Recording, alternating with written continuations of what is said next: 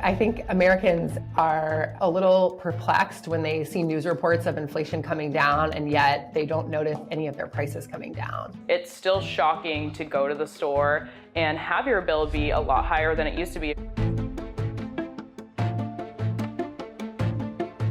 Majority of Americans don't make enough money to cover some of the basic costs of living, like healthcare and rent.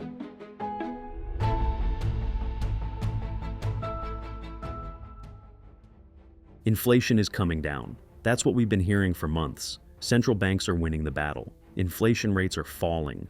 The crisis is easing. So why does everything still feel so expensive? Groceries haven't gotten cheaper. Rent is still climbing. Insurance is still rising. Restaurants are still expensive. If inflation is falling, shouldn't prices be falling too? Here's the critical thing most people get wrong about inflation. Most people assume inflation falling means prices falling. But that's not what inflation measures. Inflation measures how fast prices are rising. It doesn't tell you whether prices go up or down. It tells you the speed of that increase. Here's a simple example. In year 1, prices rise 10%. In year 2, prices rise 3%. Inflation fell dramatically, but prices still went up. They just increased more slowly. This is the core confusion. Inflation falling doesn't mean prices are falling. It means they're rising more slowly. Once you understand that distinction, the next question is, why don't prices fall when inflation does? Businesses face cost pressures constantly. Higher wages, higher rents, higher insurance, higher input costs. When these costs rise, businesses raise prices. And once prices are raised, they rarely come back down. Why? Because lowering prices signals weakness and damages brand positioning. More importantly, there's no economic incentive to cut prices. If customers accept higher prices and costs are high, why lower them?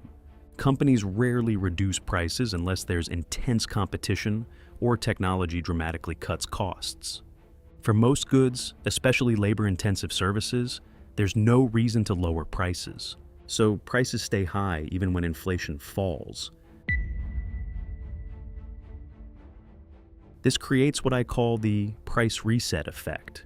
After major inflation events, the economy doesn't return to previous price levels. It establishes a new baseline. A coffee that cost $3 a decade ago rose to $5. Now, inflation is falling, but that coffee probably stays around $4.50. The higher price becomes the new normal.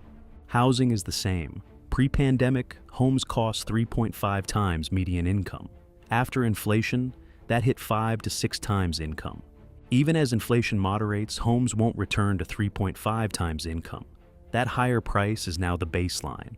Inflation resets price levels permanently, and that reset is invisible because people expect falling inflation to mean falling prices.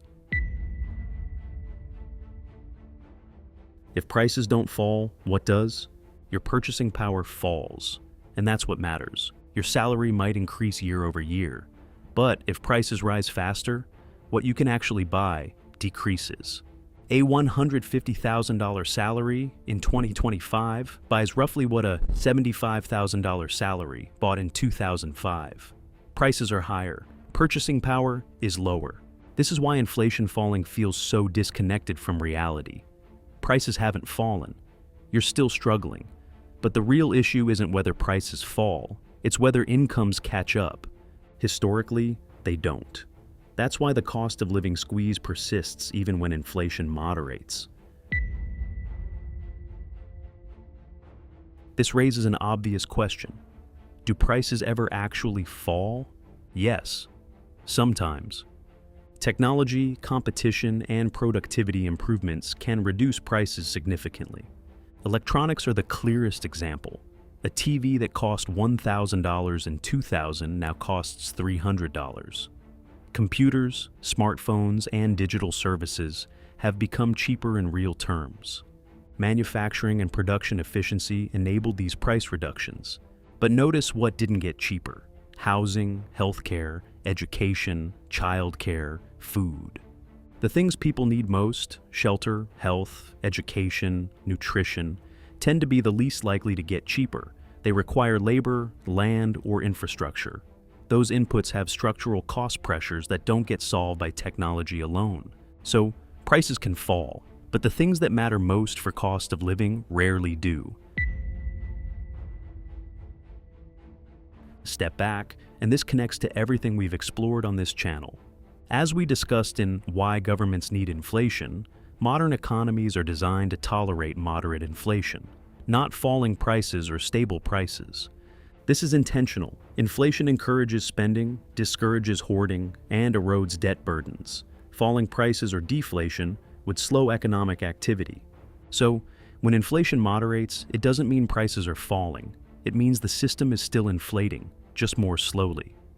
As we've explored in Why Your Money is Worth Less and Why a Good Salary Doesn't Feel Rich Anymore, this gradual price reset is one of the core mechanisms that squeeze purchasing power over time.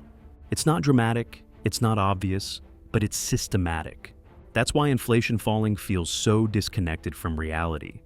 Prices didn't return to where they were. They simply stopped rising as quickly.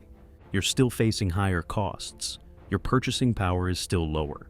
The real issue is whether incomes keep pace with prices. And historically, they don't.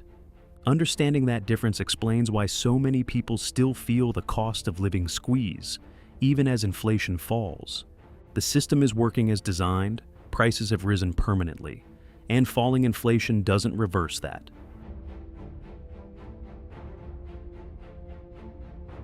Thank you for watching, and we hope you're enjoying our content. Please hit the like button and subscribe to the channel so that you never miss a video.